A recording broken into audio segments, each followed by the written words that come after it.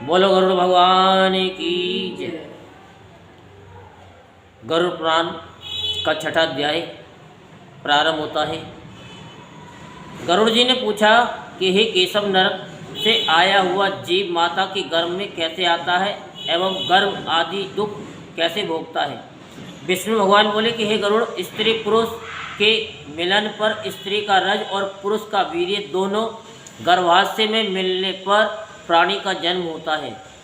ऋतु स्नान के समय पहले 3 दिन स्त्री अपवित्र रहती है। पहले दिन वह चांडालिनी, दूसरे दिन ब्रह्मघातनी और तीसरे दिन धोबिन के समान होती है। चौथे दिन वह स्नान के बाद शुद्ध होती है। ऋतु स्नान के पहले दिन 3 दिन में स्त्री के गर्भ में आया प्राणी नरक से आया पापी होता है। गर्भ में ईश्वर की प्रेरणा से जीव अपने कर्म के अनुसार वीर्य के बिंदु में आश्रय पाकर स्त्री के उदर में जाता है।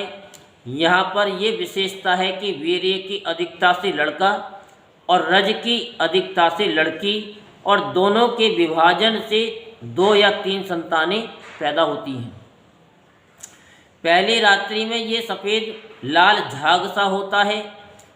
पंचरात्रि में बुलबुला सा होता है। पहले वाला सही से नहीं आया जो शुरू किया था तुम, जिस गर्भ में आता है तुम वही पूछ ले तू।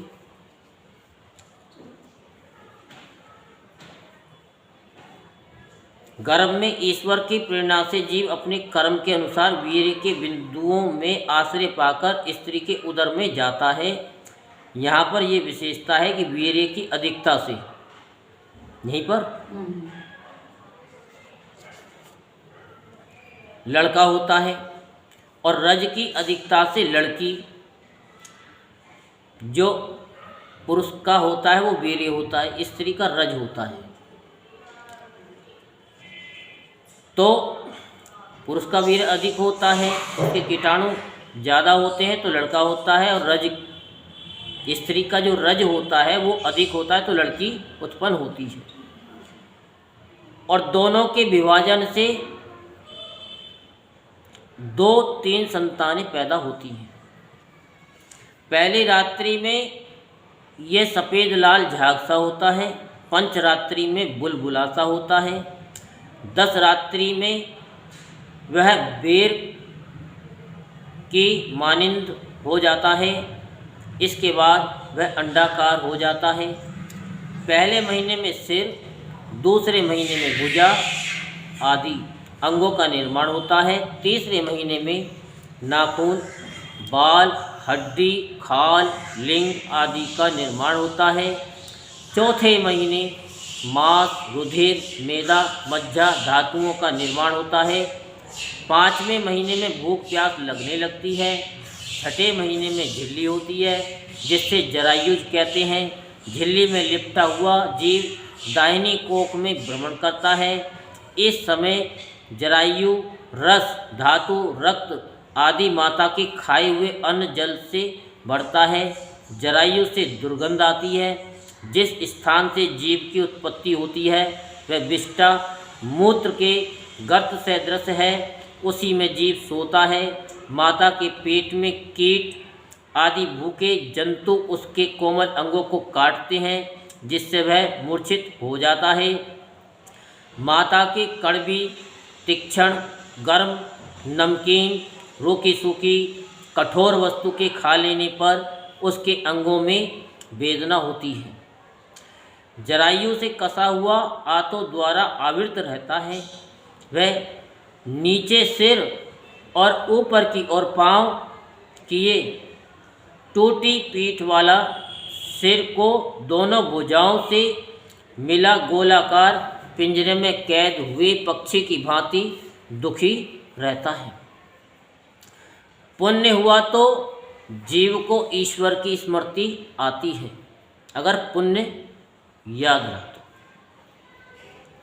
तो जीव सप्त धातुओं से बंधा पशु की भांति भयभीत हो हाथ जोड़कर ऋषियों की भांति दीन वाणी द्वारा प्रभु की स्तुति करता है।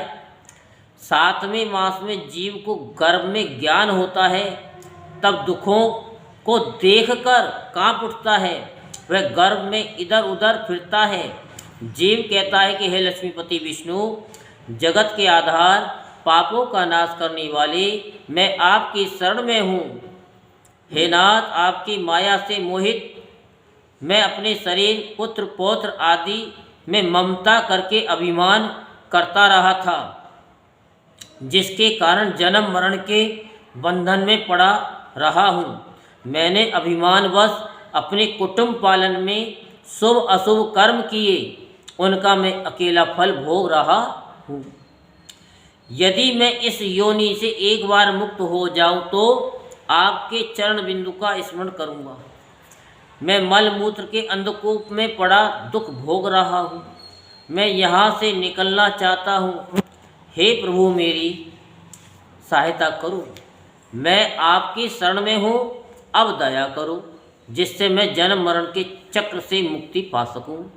हे प्रभु, आपकी कृपा से मुझे ये ज्ञान भी हो रहा है कि इससे बाहर निकलने पर मैं संसार की मोह माया में पड़कर पाप कर्मों में लिप्त हो जाऊंगा, इसलिए मैं गर्भ से निकलना नहीं चाहता। यहाँ गर्भ में मुझे कष्ट उठाना पड़ रहा है, परंतु आपके चरणों के आश्रय से अपना उद्धार करूँगा।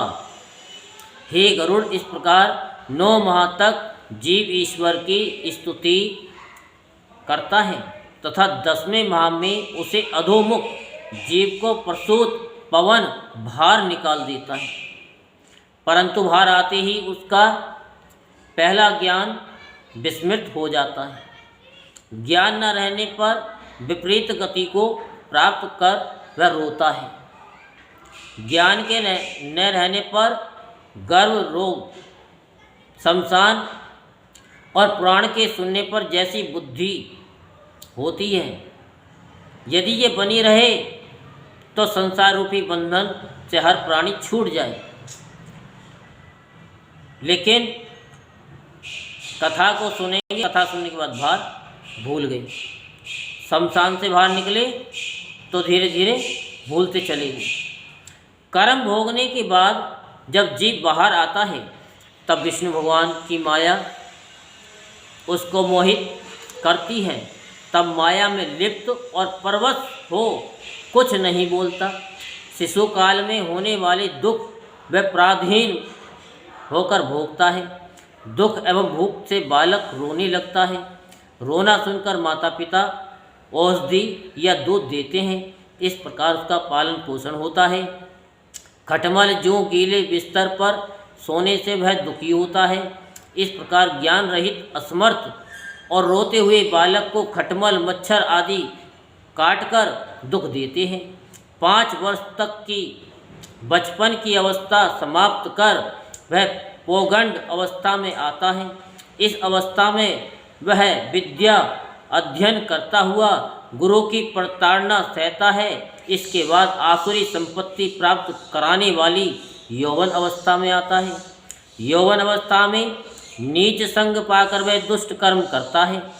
जब वह माया रूपी स्त्री को देखता है तो उसे ज्ञान नहीं रहता, वह उसके मोह माया में पड़ जाता है। वह 5 इंद्रियों, कर्ण, जीव, त्वचा, आँख, नाक के वशीभूत होकर 5 विषयों को भोगने लगता है। शरीर के साथ साथ इच्छाएं पूरी न होने पर उसका अहंकार और क्रोध भी बढ़ जाता है। इस प्रकार दुर्लभ योनि पाकर भी उसे वह विष वासना में नष्ट कर देता है। सैकड़ों योनियों में मनुष्य योनि दुर्लभ है और इसमें ब्राह्मण होना बहुत ही कठिन है, बहुत ही कठिन है। भक्तिहीन हाथ में आई हुई अमृत को वह गिरा देता है। धीरे धीरे वह वृद्धावस्था को प्राप्त हो रोगों से घिर जाता है और दुख भोगता हुआ धीरे धीरे मृत्यु को प्राप्त होकर नरक को जाता है। श्री विष्णु भगवान बोले कि हे गरुड़, इस प्रकार आवागमन के चक्र में कर्म पाशों से बंधे हुए पापी को मेरी माया से मोहित होकर विषयों से कभी वैराग्य नहीं होता। हे गरुड़, मैंने तुम्हें अंत्येष्टि आदि अंत काल के संस्कारों से रहित पापियों की गति सुनाई है। अब और क्या जानना चाहते हो? यहीं पर छठा अध्याय संपूर्ण होता है। बोल गुरु भगवान की जय।